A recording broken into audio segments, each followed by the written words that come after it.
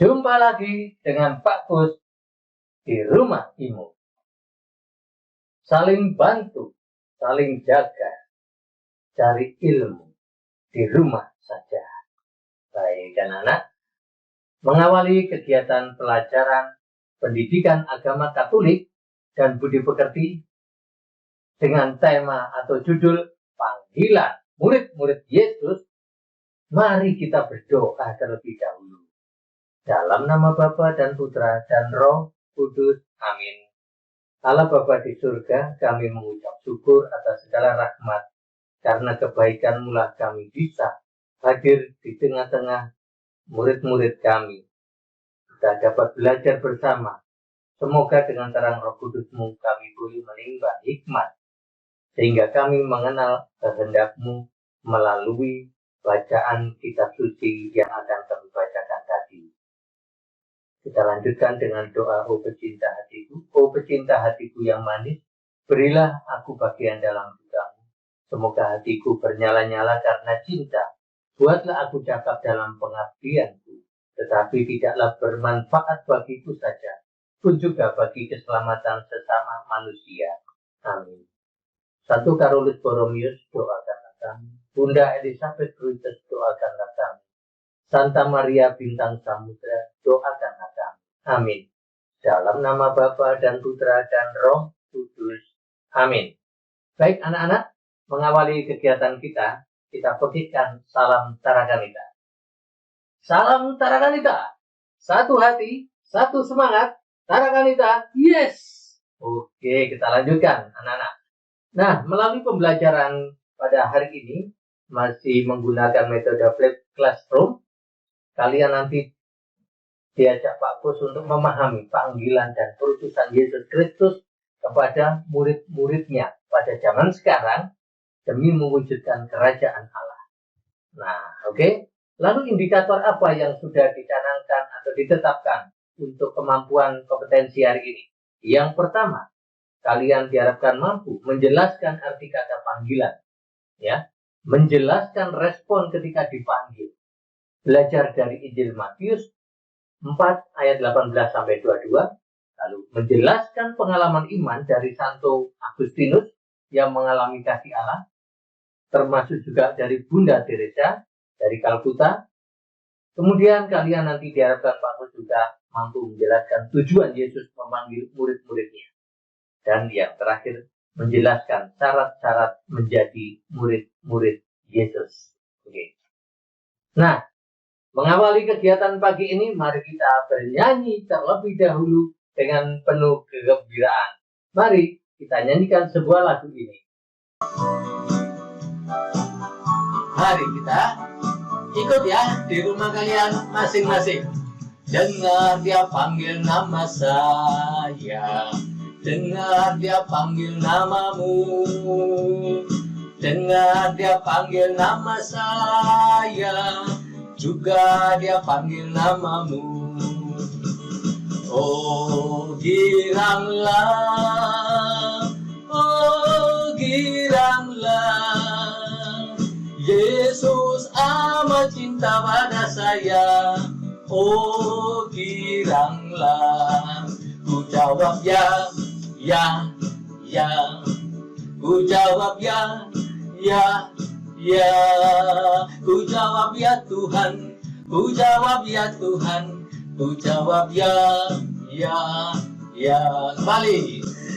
Dengar dia panggil nama saya, dengar dia panggil namamu, dengar dia panggil nama saya, juga dia panggil namamu.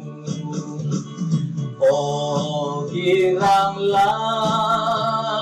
oh giranglah, Yesus amat cinta pada saya. Oh giranglah, ku jawab ya, ya, ya, ku jawab ya, ya, ya, ku jawab ya Tuhan, ku jawab ya Tuhan, ku jawab ya, ya, ya, ku jawab ya Tuhan, ku jawab ya Tuhan, Ku jawab ya, ya, ya.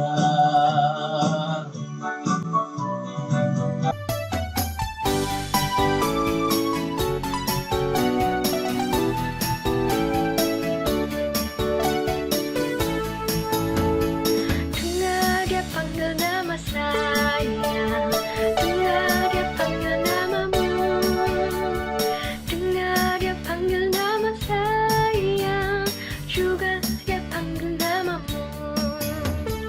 Dengar dia panggil nama saya, dengar dia panggil namamu, dengar dia panggil nama saya, juga dia panggil namamu.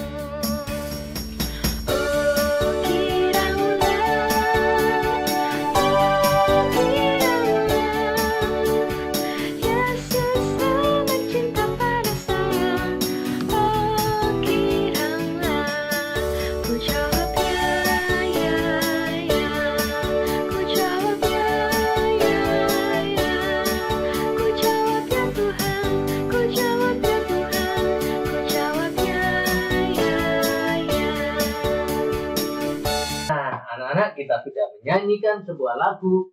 Dengar dia panggil nama saya, juga panggil namamu. Bagaimana kalau ketika kita dipanggil?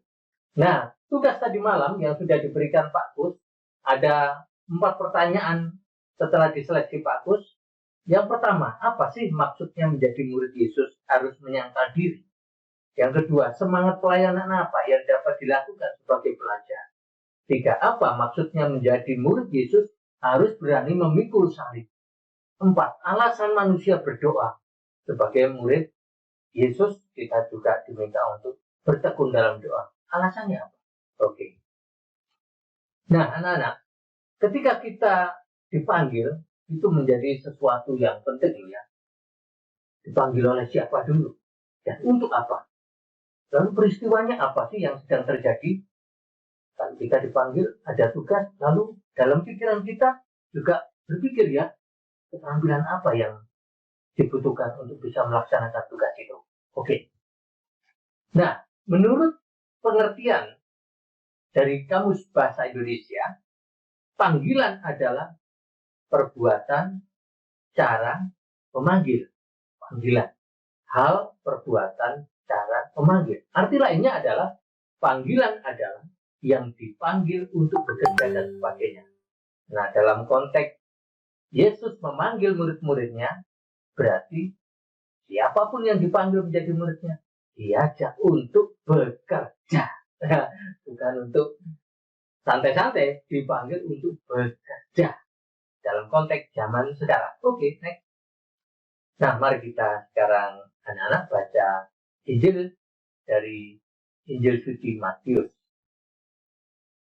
Dan ketika Yesus sedang berjalan menyusur danau Galilea, ia melihat 2 orang bersaudara, yaitu Simon yang disebut Petrus dan Andreas saudaranya. Mereka sedang menebarkan jala di danau, sebab mereka penjala ikan. Yesus berkata kepada mereka, "Mari, ikutlah aku, dan kamu akan dijadikan penjala manusia." Lalu mereka pun segera meninggalkan jalannya dan mengikuti dia. Dan setelah Yesus pergi dari sana, dilihatlah pula 2 orang bersaudara, yaitu Yakobus anak Zebedius dan Yohanes saudaranya bersama ayah mereka. Zebedius sedang membereskan jala di dalam perahu. Yesus memanggil mereka, dan mereka segera meninggalkan perahu serta ayahnya lalu mengikuti dia. Jangan kemana-mana, masih bersama Pak Kus di Rumah Ilmu. Jangan kemana-mana, masih bersama Pak Kus di Rumah Ilmu. Nah, anak-anak, kita sudah membaca situasi Yesus memanggil para muridnya. Di situ ada tokoh-tokohnya, ada Petrus, ada Yakobus, ya kan? Ada Andreas. Nah, sekarang apa sih tujuan Yesus memanggil murid-muridnya? Dan nanti ada rasul-rasul yang lain ya. Nah, sekarang kita mau lihat tujuan Yesus memanggil murid-muridnya. Tujuannya adalah Yesus mengikut sertakan muridnya. Maka yang diharapkan muridnya adalah menjawab secara positif. Karena panggilan itu selalu dari Allah. Dan kepada kita, pasti yang dipanggil untuk bekerja. Ada keterampilan yang dibutuhkan. Ada syarat-syaratnya. Ya, itu yang paling kita harus tahu. Oke, penuh semangat positif di dalam bekerja seperti Rasul Petrus. Oke. Nah, seperti hari ini, Pak Gus menampilkan pengalaman iman Santo Agustinus, dia menerima panggilan. Bagaimana Santo Agustinus mengalami kasih Allah yang begitu besar, sehingga ada ungkapan, engkau memanggil, engkau berseru, dan engkau menembus ketulianku. Engkau memancar, engkau bersinar, dan menghalau kebutaanku. Luar biasa ya, Santo Agustinus. Oke, lanjut. Nah, demikian juga Beata Teresa dari Kalkuta. Kita dipanggil bukan untuk sukses, tetapi untuk setia. Demikianlah panggilan terpenuhi ketika manusia menempatkan diri dalam dialog dengan Allah. Berusaha memahami apa yang dikendakinya dan memenuhi rencana Bapa yang diperuntukkan baginya. Nah, bukan seperti yang kita pikirkan loh ya. Kita sukses, tapi Allah tidak demikian. Next. Nah, karakter sebagai murid-murid Yesus yaitu apa? Sederhana. Ya, dasarnya kita merumuskan karakter itu apa? Ya tadi kita baca dari Injil Matius. Rendah hati, setia, tekun berdoa, berani menyangkal diri, berani memikul salib. Ini yang dilingkari Pak Gus, dan bukanlah melulu memiliki kemampuan yang cenderung pada sikap sombong. Ini tidak dikehendaki Allah. Kalau kalian mau dipanggil atau merespon panggilan Allah, camkan ini. Oke. Nah, apa pendapat teman-temanmu tentang panggilan? Kita dengarkan pendapat mereka. Halo semuanya, saya Kristus Bastian dari kelas 8A. Kali ini saya akan menyampaikan tentang semangat pelayanan sebagai pelajar. Kita sebagai anak-anak muda, pelayanan itu bukan hanya semata-mata pelayanan di gereja, misalnya menjadi putra altar ataupun menjadi penyanyi ataupun pemain musik. Tapi pelayanan kita sebagai pelajar juga bisa bermacam-macam. Ada banyak hal yang bisa kita lakukan untuk pelayanan.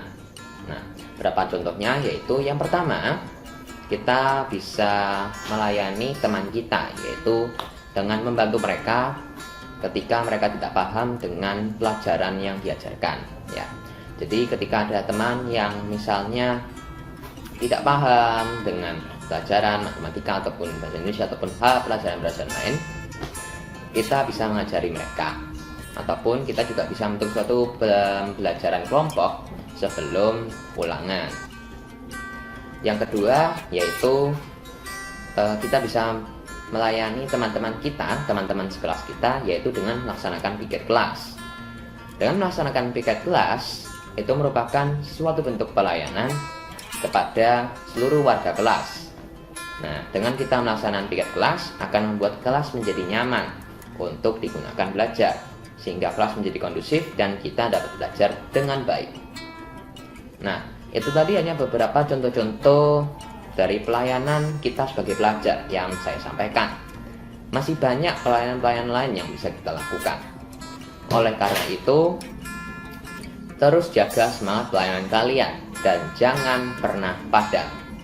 Pada percobaan yang ketiga ini, judulnya adalah pergerakan udara. Nah, dalam percobaan ini terbagi menjadi dua bagian. Bagian pertama ini akan dibawakan oleh kakak nih. Setelah hal itu, langsung aja. Pelajaran yang ada dibutuhkan itu adalah pertama lilin, lalu kemudian ada botol besar. Nah, usahakan botol ini berat ya adik-adik. Lalu kemudian yang ketiga ada korek api atau pemantik api. Nah, adik-adik, yuk kita langsung ke cara-caranya. Yang pertama, nyalakan lilinnya terlebih dahulu ya.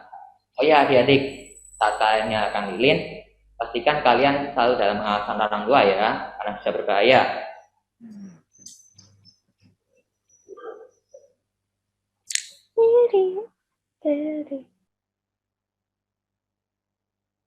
Lilinnya sudah nyala, lalu kemudian ambil botol besarnya dan taruh di belakang lilin seperti ini. Nah, lalu kakak akan meniupnya nih. Kira-kira lilinnya bakal mati atau enggak ya? Coba adik-adik tebak. Mati, Kak. Oke. Tidak. Oke. Itu ya jawabnya. Sekarang kita akan coba apakah lilinnya akan mati atau tidak. Mati itu. Ya, Enggak kok, Ma. masa? Terima kasih Kak Sebastian. Saya meniupnya kurang kuat. Mama ini aku suruh. Nah, mati ya adik-adik. Jadi yang jawabnya mati benar ya.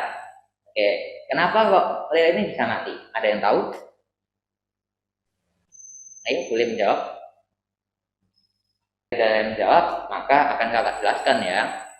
Lilin ini bisa mati itu karena terkena udara yang ditiupkan oleh Kak Elo. Nah, jadi kenapa kok udara yang bisa sampai situ? Akan kakak jelaskan. Jadi ini berhubungan dengan sifat udara, yaitu bergerak bebas. Nah, udara itu memiliki sifat ingin bergerak bebas. Nah, kan Kak Elo meniup dan dia terarah ke arah lilin ini. Nah, udara yang di Kak Elo itu bergerak ke arah lilin. Karena udara tersebut kemudian mengenai botol ini.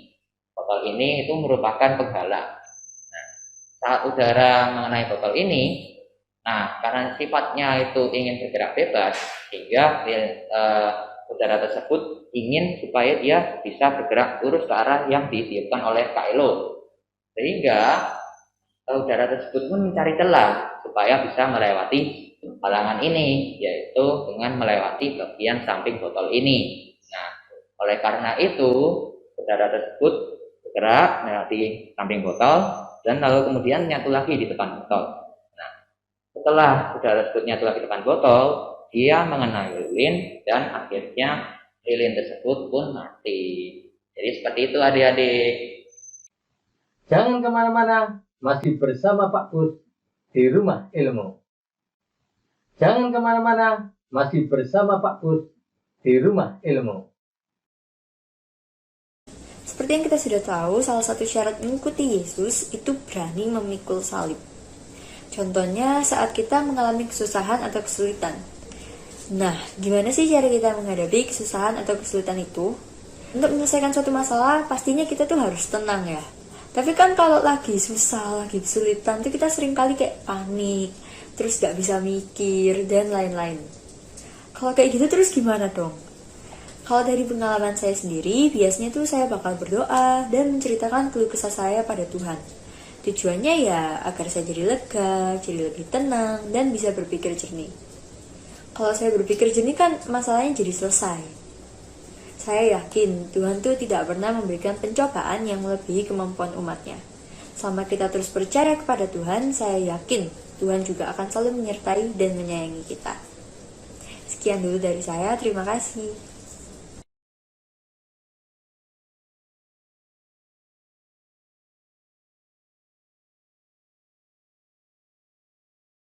Halo teman-teman, perkenalkan nama saya Reiner Matthew Santoso dari kelas 9C, absen 28.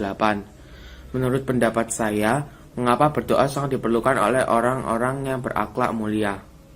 Berdoa sangat diperlukan karena banyak pepatah yang bilang bahwa berdoa sama dengan nafas. Apabila kita tidak bernafas, maka tentu saja kita mati. Apabila kita tidak rajin berdoa, maka kita mati dalam jiwa dan raga.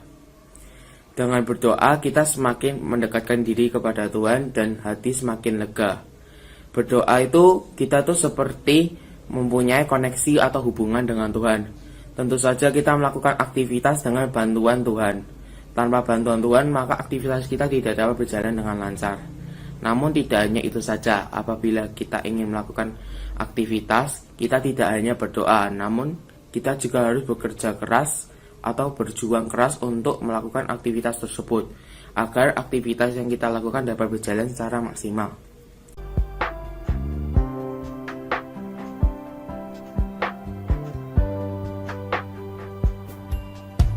Tuhan tak pernah janji langit selalu biru, tetapi Dia berjanji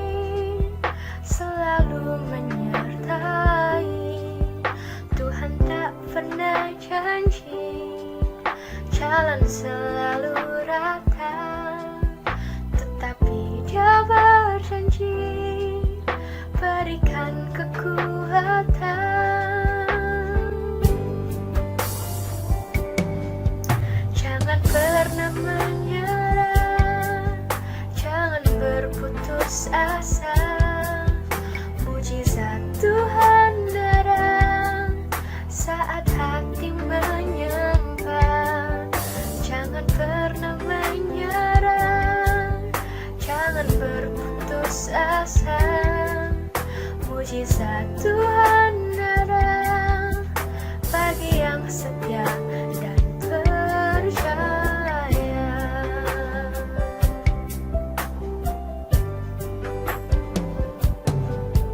Tuhan tak pernah janji langit selalu biru, tetapi Dia berjanji selalu menyertai. Tuhan tak pernah janji jalan selalu rata, tetapi Dia berjanji berikan kekuatan. Jangan pernah menyerah, jangan berputus asa. Mujizat Tuhan datang saat hati menyembah. Jangan pernah menyerah, jangan berputus asa. Mujizat Tuhan datang bagi yang setia dan percaya. Mujizat Tuhan datang bagi yang setia dan percaya.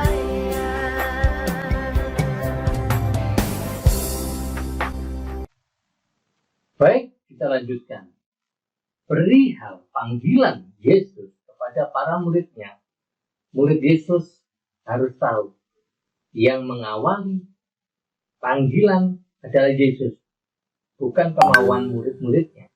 Jadi kalau kalian dipanggil menjadi murid Yesus karena Allah sendiri, bukan kuasa manusia. Ini ya, yang dipanggil Yesus ciri-cirinya apa? Memiliki semangat pelayanan, sederhana, bahkan tidak jarang sering dianggap berdosa oleh masyarakat. Ya, bukan mereka yang pandai, bukan mereka yang mempunyai kedudukan, dan bukan orang kaya. Lupa ada orang yang pandai, yang kaya juga dipanggil Allah. Iya, itu mereka sungguh-sungguh menjadi berkat. Tetapi seringkali orang yang kaya, pandai, mempunyai kedudukan lebih mengandalkan diri sendiri daripada kehendak Allah. Lanjut. Nah, anak-anak, cara Yesus memanggil murid-muridnya dalam menghadirkan kerajaan Allah, memanggil orang di sekitarnya dekat dengan Yesus. Mereka tidak hanya dipanggil, tapi dipersiapkan. Mereka juga mengalami hidup dengan Yesus, dan mereka dibekali dengan apa? Roh Kudus. Mereka dibekali dengan Roh Kudus. Oke. Nah, pengalaman mendapat panggilan dari seorang memunculkan berbagai tanggapan, tergantung siapa yang memanggil. Ya, kalau Yesus yang memanggil, pasti seperti para muridnya, karena Yesus mengajak dengan penuh wibawa. Oke. Belajar dari Injil Matius seperti tadi, bahwa panggilan merupakan inisiatif dari Allah. Orang yang menerima panggilan memiliki hidup yang sederhana, rela meninggalkan segala-galanya demi kerajaan Allah. Penugasan anak-anak. Yang pertama, jelaskan arti kata panggilan. Jelaskan respon ketika dipanggil oleh Yesus. Belajar dari Injil Matius, apa yang dapat kamu petik di sana. Lalu jelaskan pengalaman iman dari Santo Agustinus yang mengalami kasih Allah dan Bunda Teresa dari Kalkuta. Jelaskan tujuan Yesus memanggil murid-muridnya. Dan jelaskan syarat menjadi murid Yesus. Nah, ini karyanya anak-anak. Jadi kalian diminta patut sebagai murid Kristus itu harus bertekun dalam doa. Ini salah satu contoh karya temanmu. Tidak hanya membuat gambar, tetapi di bawahnya itu ada refleksi. redaksinya. Silakan. Ya, kalian juga menuliskan hasil dari inspirasi membuat gambar tentang doa. Demikian juga di samping itu ada tanda bahwa kenangan masa kecil ketika dipanggil oleh Yesus dengan cara dibaptis. Tugasnya apa anak-anak? Untuk minggu depan buatlah doa untuk keluarga. Oke. Nah, kita sudah di akhir kegiatan kita. Betul? Oke, lanjut. Untuk minggu depan kita belajar cara hidup murid Yesus. Nah, anak-anak, mari kita akhiri dengan berdoa. Dalam nama Bapa, Putra, dan Roh Kudus. Amin. Syukur kepadamu ya Tuhan atas penyertaan dalam pembelajaran pendidikan agama Katolik dan budi pekerti. Semoga dengan belajar kami mempunyai pengetahuan, dengan terang Roh Kudus-Mu kami semakin mengenal kehendak-Mu. Demi Kristus Tuhan kami. Amin. Kemuliaan kepada Allah Bapa dan Putra dan Roh Kudus, seperti pada permulaan, sekarang, selalu, dan sepanjang segala abad. Amin. Dalam nama Bapa dan Putra dan Roh Kudus. Amin. Tuhan memberkati.